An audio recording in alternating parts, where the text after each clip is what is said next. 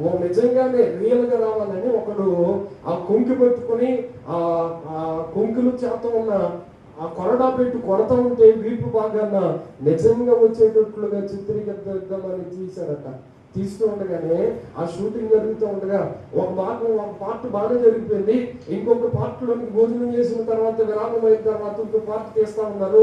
ఈలోపు ఆయన చుట్టూ కవచం లాగా ఉన్న అది ఊడి కింద పడిపోయిందట.